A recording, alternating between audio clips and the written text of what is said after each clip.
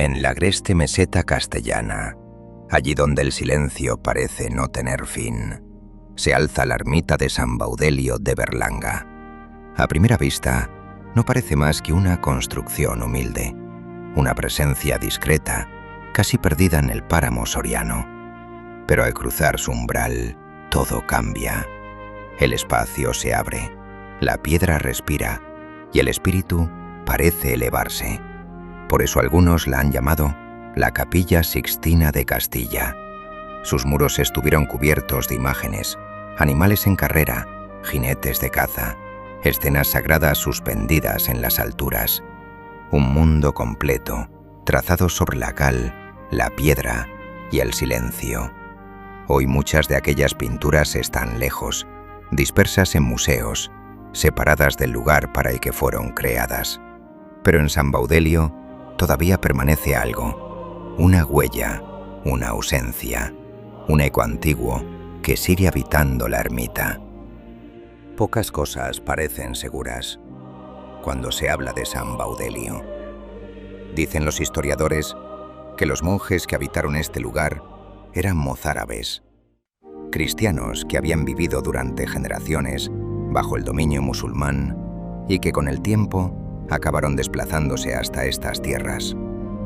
También parece haber acuerdo en la datación de las pinturas religiosas que ocupaban los paños superiores del templo.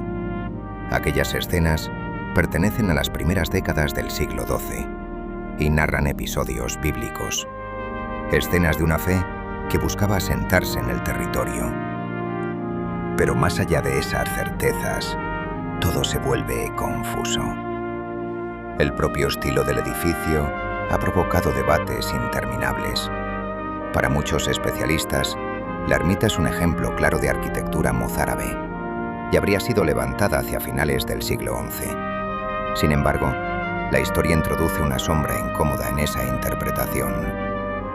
En el año 1055, en la localidad leonesa de Collanza, la actual Valencia de Don Juan, se celebró un concilio que marcó un punto de inflexión. Allí se decretó la prohibición del rito mozárabe en toda la península ibérica.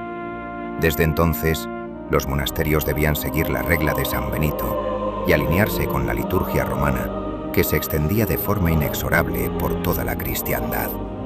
Por eso, resulta difícil sostener que el obispo de Osma autorizara la construcción de una ermita destinada a practicar un rito oficialmente prohibido.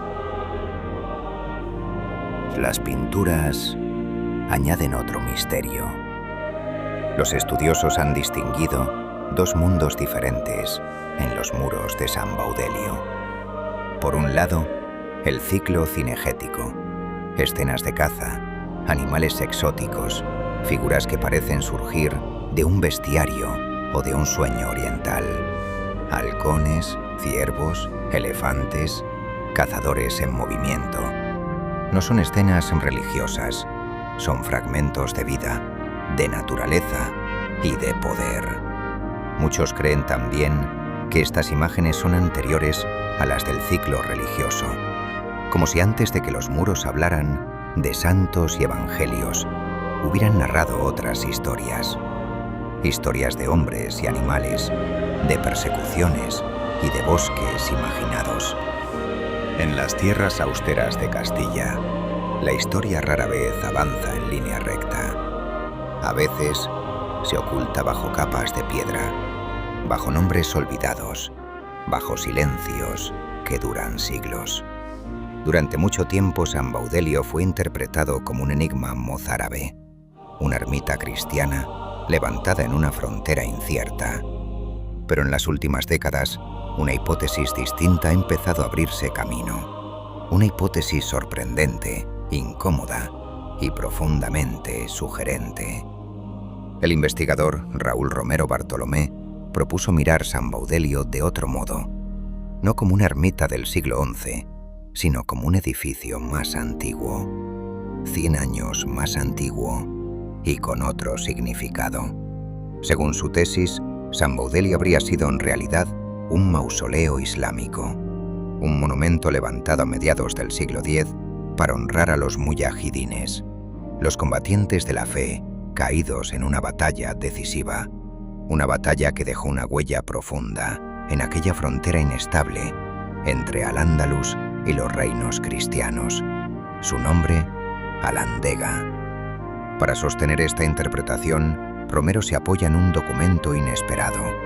A finales de los años 70 del siglo XX, en la biblioteca Al-Karabuyin de Fez, apareció un fragmento del volumen quinto de Al-Muktabis, la gran crónica del historiador andalusí Ibn Hayyan. Allí, entre las páginas recuperadas, se describía el lugar de aquel enfrentamiento, un paraje situado cerca de una fortaleza llamada Kastrab, una fortaleza que ya no existe. La pista documental no termina en Fez. En el archivo de la Catedral de Sigüenza se conserva un documento fechado en 1136. En él aparece un nombre aparentemente menor, Castrabón, una pequeña aldea vinculada a la comunidad de Villa y Tierra de Caracena en la actual provincia de Soria. Pero ese nombre podría ser mucho más que una referencia medieval. Podría ser el punto exacto en el que una crónica árabe se encuentra con el territorio, el lugar donde Alandega deja de ser solo un episodio narrado y empieza a proyectarse sobre las tierras próximas a San Baudelio. La batalla de Alandega se libró en agosto del año 939. Aquel combate marcó profundamente la frontera. 14 años más tarde, en el año 953, terminaban las obras de Medina Zahara, la ciudad palatina, el gran emblema, la imagen más poderosa del esplendor califal. Poco después, entre los años 956 y 961, el general Galib, uno de los hombres fuertes del califato, llegaría a estas tierras. Venía a reconstruir la fortaleza de Gormaz y a gobernar desde Medinaceli la Marca Media, una frontera dura, inestable, decisiva. Desde allí se vigilaba el avance cristiano y se organizaba el dominio del territorio. En ese escenario, un mausoleo dedicado a los muertos de Alandega no sería una anomalía. Sería un gesto de memoria, pero también un gesto de poder. Una forma de honrar a los combatientes caídos y de recordar a todos que la autoridad del califa seguía presente en aquella frontera. El año 939 fue un año oscuro para el poder omeya. En Simancas, el ejército de Abderramán III sufrió una derrota devastadora. Al otro lado estaba Ramiro II, rey de León. Pero la derrota no fue solo militar. Las crónicas árabes posteriores dejaron flotando una sospecha más profunda: la traición. En medio de aquella crisis, un episodio revelaba la fragilidad del califato. El caid de Zaragoza, Abu Yahya, solicitó vasallaje al monarca leonés. Un gesto impensable en un momento de poder incontestable. Pero aquel no era un momento de poder incontestable. Era un momento de fractura, de duda, de frontera amenazada. Por eso, proclamar a los caídos en Alandega como héroes de la fe podía tener un sentido político profundo. No solo recordar a los muertos, sino convertirlos en símbolo y levantar un mausoleo en su memoria para reafirmar la autoridad del califa, allí donde más se había puesto en cuestión. Las propias fuentes andalusíes dejan entrever que la derrota no fue solo militar. Dentro del ejército existían tensiones profundas. El califa había puesto el mando de sus tropas en manos de Nadia, un esclavo liberado que había ascendido hasta convertirse en general. Aquella elección no fue aceptada por todos. Muchos visires y altos dignatarios la recibieron con rechazo, y las crónicas sugieren que parte de la élite militar nunca reconoció del todo su autoridad. Ese descontento pudo pesar en el campo de batalla, pudo contribuir a la derrota frente a los ejércitos cristianos. Simancas, Alandega, dos desastres separados por apenas 20 días, en el verano del año 939. La reacción del califa fue despiadada. Las crónicas hablan de una persecución implacable contra los mandos supervivientes. Se les acusó de negligencia, de deslealtad, de traición. En aquel clima de crisis, Abderramán III necesitaba algo más que castigar a los culpables. Necesitaba reconstruir su prestigio, y para ello debía oponer dos imágenes: la traición de los oficiales y el valor de los caídos.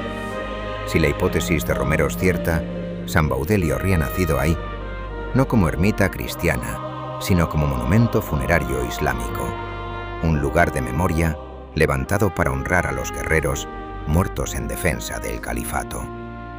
En el interior de San Baudelio, la luz se apaga y el espacio cambia. En la penumbra fresca de la ermita hay una forma que domina todo lo demás: la columna central. Se alza desde el suelo y al abrirse en nervaduras deja de parecer una simple columna. Se convierte en una palmera de piedra, un árbol inmóvil, petrificado, imposible, un árbol surgido en pleno corazón de la meseta castellana. Para esta interpretación, ahí reside la clave del edificio, porque una forma tan singular, tan extraña, tan poderosa, solo se explicaría si la construcción de San Baudelio se situara en torno al año 953. Justo entonces concluían las obras de Medina Azahara, la gran ciudad palatina levantada por Abderramán III a las afueras de Córdoba.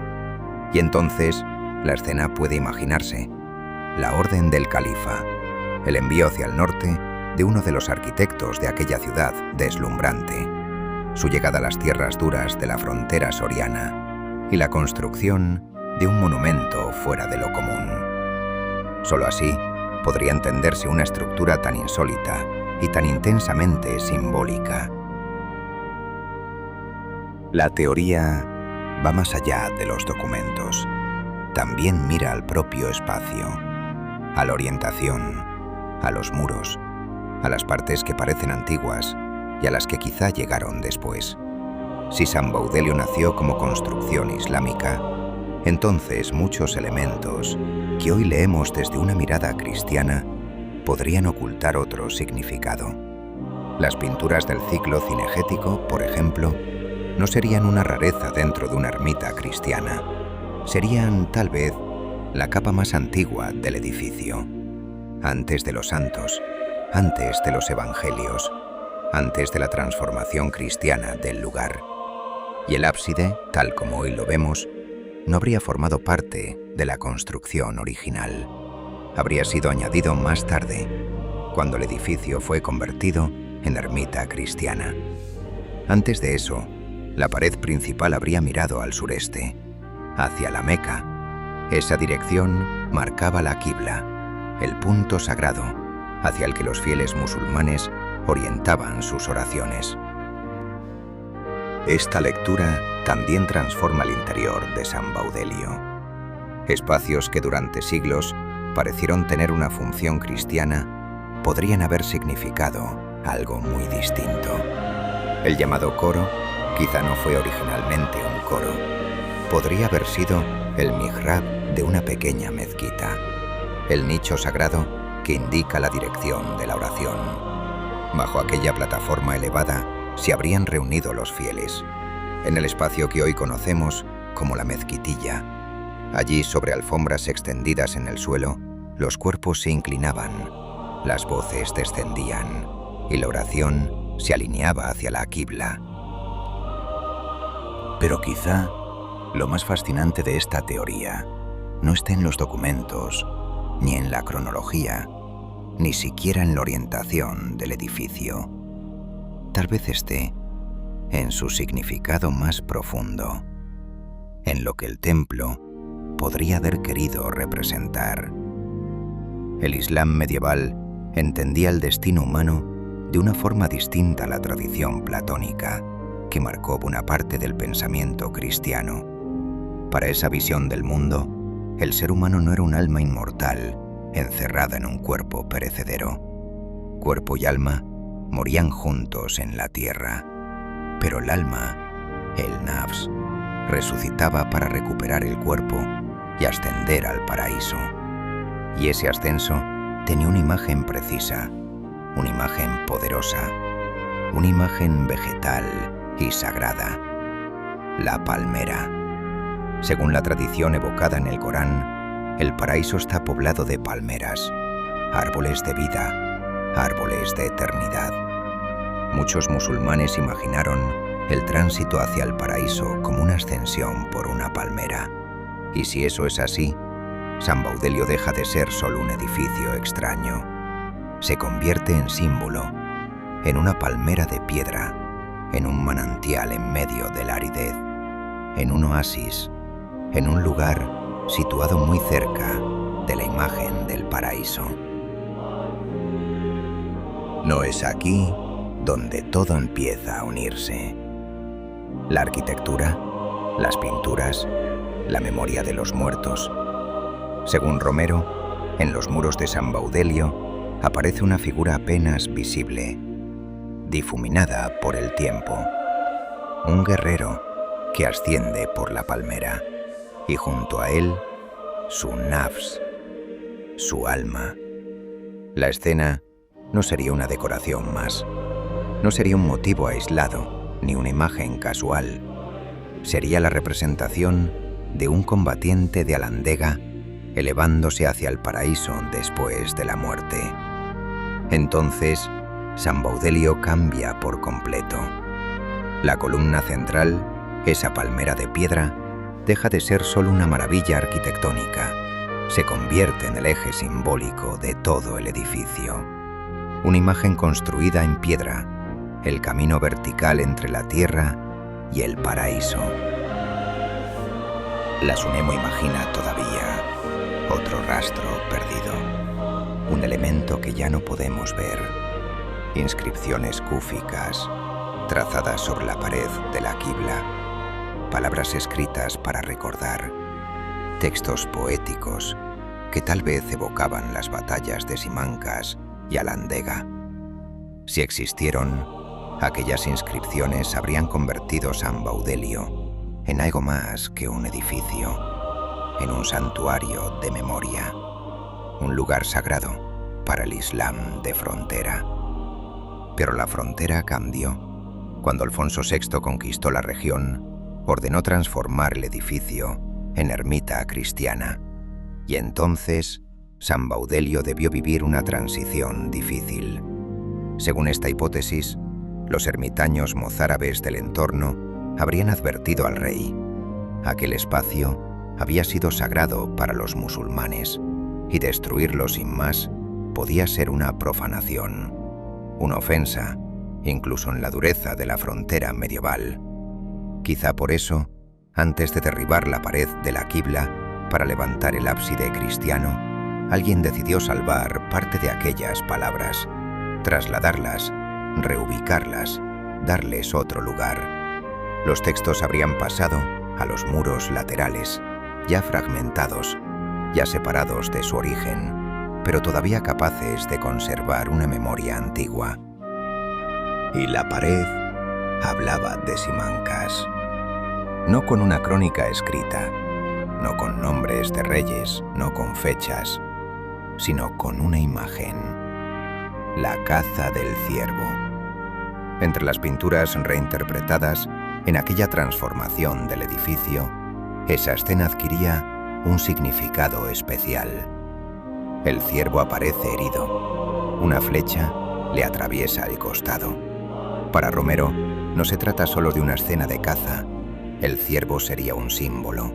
Representaría al Islam, herido, pero todavía vivo, en fuga, pero no vencido del todo. Tras él, avanzan las fuerzas cristianas. La pintura se convierte así en una alegoría de Simancas, la imagen de un poder califal golpeado en la frontera, el instante en que su autoridad comenzó a tambalearse en aquellas tierras ásperas entre dos mundos. Y también la ermita hablaba de Alandega, de una derrota, de una huida. de una noche de confusión y muerte. Las crónicas sitúan el enfrentamiento al anochecer del 21 de agosto del año 939. Después de Simancas, el ejército de Abderramán III se retiraba hacia el este. Buscaba reagruparse, recuperar el aliento, sobrevivir a golpe. A orillas del Duero, con la noche cayendo, muchos soldados se detuvieron a descansar. Estaban exhaustos y quizá pensaron que la persecución había terminado. Pero no era así. La caballería cristiana seguía avanzando tras ellos. En la oscuridad, sin apenas visibilidad, la retirada se convirtió en pánico. Muchos de aquellos hombres no advirtieron que marchaban muy cerca de las hoces del río Caracena. Allí la tierra se rompe de pronto. El paisaje se abre en barrancos abruptos y farallones de más de 20 metros. Desorientados por la huida, soldados y caballos se precipitaron al vacío, uno tras otro, tragados por la noche. Tal vez el propio nombre de la batalla conserve todavía la memoria de aquel horror. Al-Andak, el barranco. Para Romero, todo aquello quedó transformado en imagen, en una de las pinturas más enigmáticas de San Baudelio, la cacería de liebres. Las liebres serían los soldados musulmanes en fuga, los perros, la caballería cristiana que los perseguía, y la red pintada en un rincón de la pared sería el signo del desenlace inevitable, la trampa final, el barranco. Así la pintura dejaría de ser una simple escena de caza, se convertiría en el relato simbólico de la persecución y del desastre de Alandega.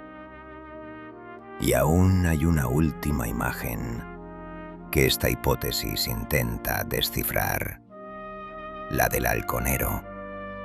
Según esta lectura, no sería una figura cualquiera, sería el propio califa, representado en otro plano, Abderramán III, salvado de la persecución cristiana, tras dirigirse hacia Atienza con la mitad de sus tropas. En la pintura, vemos a un personaje distinguido. Está de pie y sostiene un halcón en su mano izquierda. Para Romero, esa figura sería precisamente la del califa. La clave está en el halcón. En los palacios musulmanes era frecuente representar a un caballo con un halcón en la grupa. No era un detalle ornamental. El halcón simbolizaba el alma del guerrero muerto en batalla. Era la imagen del espíritu después del combate. Si aplicamos esa simbología a San Baudelio, la escena cambia por completo. El personaje ya no aparece solo como un noble o como un cazador. Aparece como el califa, sosteniendo entre sus manos la memoria de los caídos. El halcón se convierte entonces en una presencia solemne, en la metáfora visible del alma de los combatientes, y el califa en su custodio. Otro lenguaje simbólico nos interpela en el exterior, el lenguaje del agua, el agua de un manantial muy próximo a la ermita. San Baudelio es palmera y es agua, un oasis para el descanso de los guerreros en su ascenso al paraíso. Y así, lo que hoy vemos como simples escenas de caza podría ser algo muy distinto, un relato histórico oculto bajo la apariencia de la pintura. Si esta hipótesis es cierta, San Baudelio no sería solo una joya del arte medieval, sería un lugar atravesado por tres mundos: el Islam de los guerreros caídos, los cristianos mozárabes que recibieron aquel espacio, y los reinos del norte que acabaron imponiendo su dominio sobre la frontera.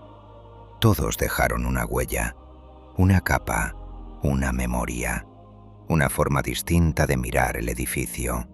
Y bajo la palmera de piedra, entre halcones, galgos y liebres, todavía parece latir la memoria de aquella noche de agosto, la noche en que los ejércitos se perdieron en la oscuridad de los barrancos. Quizá por eso San Baudelio sigue siendo un enigma, porque su historia no solo se conserva en los documentos, permanece escrita en sus muros.